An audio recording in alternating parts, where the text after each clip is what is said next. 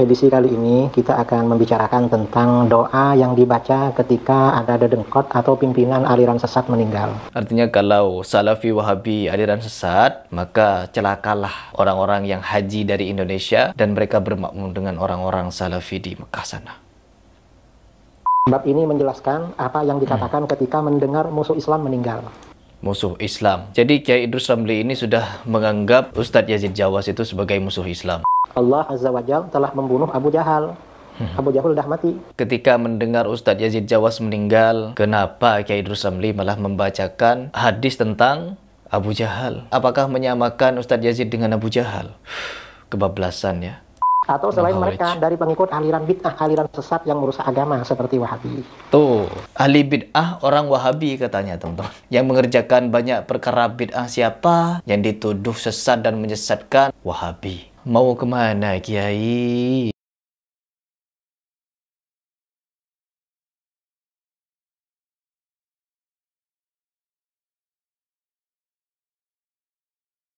Jadi begitu meninggalnya Ustadz Yazid, kemudian ada yang coba mencaci maki, ada yang mau menyamakan dengan Abu Jahal atau apa. Ini ajaib ini, ya. Luar biasa itu. Tapi jangan aneh, jangan merasa aneh. Ada saja, ya. Dan sangat sulit. Kenapa harus melahirkan musuh pada hari kiamat? Berarti siap bertemu dengan orang yang dia salahkan dan caci maki di hari kiamat?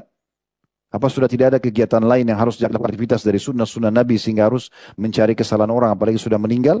Bukankah Nabi SAW mengatakan udhkuru mahasina mautakum, sebutkan kebaikan-kebaikan dari orang mati di antara kalian? Kan begitu. Tapi seperti itulah kurang lebih, ya. Dan begitu terus-terusnya sampai menjelang hari kiamat, orang-orang yang berpegang pada sunnah Nabi SAW ada saja orang yang tidak menyukainya. Tetapi yang tidak menyukai tentunya orang-orang yang memang tidak menyukai Nabi SAW otomatis, gitu kan? Karena diajak bertahan dan mempertahankan kemurnian sunnah, mereka tidak mau. Berarti yang mereka benci sebenarnya adalah ajaran Nabi SAW. Mau sadar atau tidak sadar, kan gitu.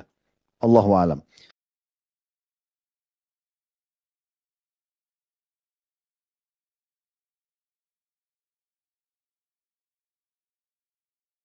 Kalau ada ahlul bidah senang dengan ahlus sunnah wafat, itu sebenarnya sebagaimana ahlus sunnah senang apabila orang yang menyebarkan kesesatan wafat.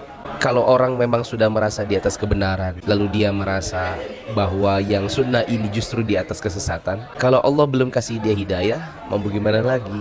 Kalau seandainya dia senang dengan wafatnya seorang alim dari ahli sunnah, menurut saya yang perlu kita lakukan adalah perbanyak untuk mendoakan dia.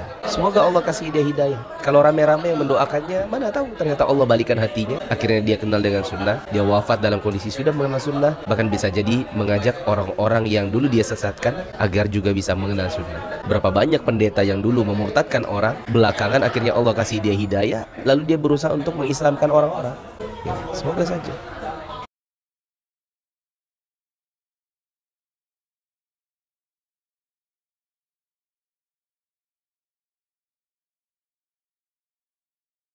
Nabi-nabi dan rasul-rasul alaihi wassalatu wassalam dimusuhi oleh umatnya karena nabi-nabi mendakwakan dakwah apa? Dakwah tauhid, bukan dakwah politik, bukan dakwah ekonomi, bukan. Semua nabi, semua rasul mendakwakan dakwah tauhid sehingga dimusuhi oleh umatnya karena menegakkan dakwah yang hak ini. Mereka katakan apa? Mereka katakan, ini kami menyembah, beribadah kepada kubur, pohon, batu. Kata mereka apa? Beginilah ajaran nenek moyang kami. Sama seperti di kita, ini budaya. Ya tidak? Budaya. Ini semua sesat dan menyesatkan. Kufur. Mengajak orang kepada penyembahan kepada selain Allah. Syirkun akbar, gak bisa diam. Harus dijelaskan tentang akidah yang benar kepada umat ini. Dan harus terus. Gak cukup sekali. Kajian akidah ribuan kali. Assalamualaikum warahmatullahi wabarakatuh. Sahabat Nufijidan yang saya cintakan Allah Subhanahu wa taala. Ini adalah screenshot dari web Dakwah Pos yang mana di dalamnya dilampirkan ada lebih dari 40 karya ilmiah tulisan dari Ustadz Yazid bin Abdul Qadir Jawas rahimahullah yang sudah dicetak teman-teman ya. Dan ada dapat info saya beberapa buku beliau yang belum dicetak. Masya Allah ya, masa-masa produktif beliau ya, usia beliau tuh beliau isi dengan dakwah, belajar, menulis luar biasa. Hingga tutup usia tetap seperti itu, istiqomah.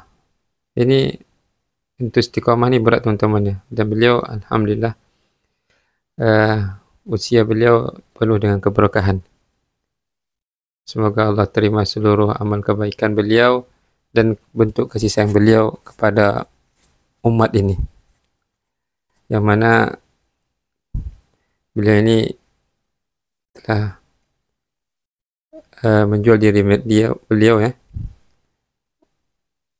di jalan Allah, bukan mengajak dakwahnya tersebut untuk dirinya.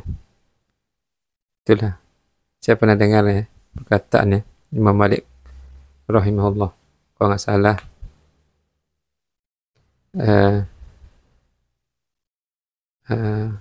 makana lillahi ya beko, apa saja yang niatnya lillah karena Allah maka dia akan kekal. Padahal banyak ya karya-karya ilmiah di masanya Imam Malik rahimahullah, tapi beliau dengan keikhlasannya karya beliau pun dikenal hingga hari ini. Dan beliau Ustaz Yazid bin Abdul Qadir Jawas rahimahullah telah mengabdikan dirinya untuk Allah dan Rasulnya. Dan semoga apa yang beliau lakukan termasuk dalam hadis Nabi SAW, khairukum man tala umuruhu wa hasuna amalu.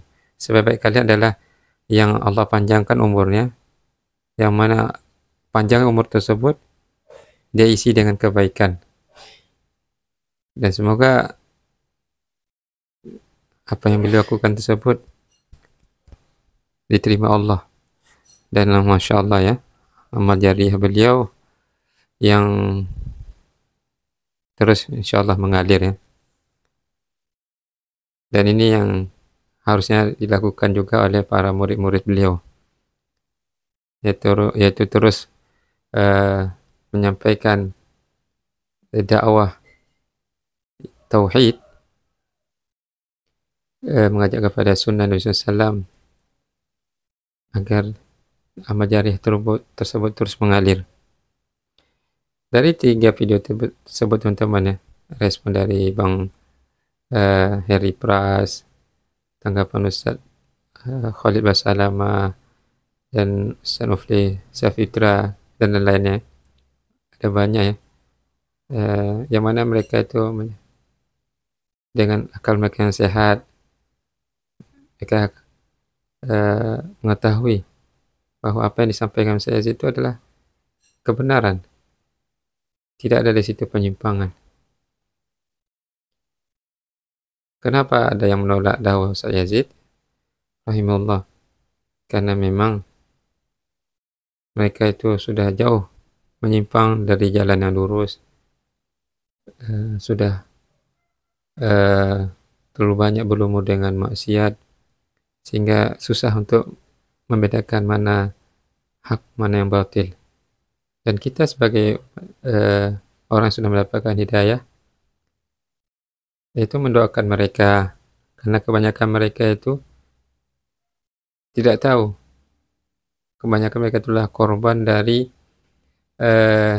para duat-duat yang menyebarkan fitnah yang tidak benar, sehingga mereka pun termakan oleh fitnah-fitnah tersebut, sehingga mereka turut mencela Ustaz Yazid dan yang sejalan dengan Ustaz Yazid rahimahullah.